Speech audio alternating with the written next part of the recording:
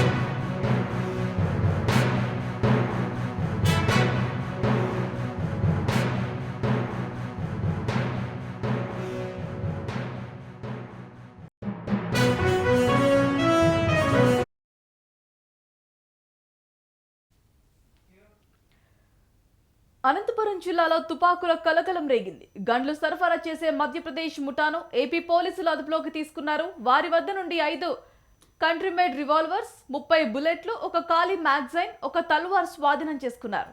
అనంతపురంలో భార్యను తుపాకీతో భర్త బెదిరించిన కేసును పోలీసులు విచారణ చేపట్టగా ఈ ముఠా గుట్టు రట్టయింది. 3 నిందితులను పిఎస్కి తరలించి మరింత లోతుగా విచారణ చేపట్టారు పోలీసు అధికారులు.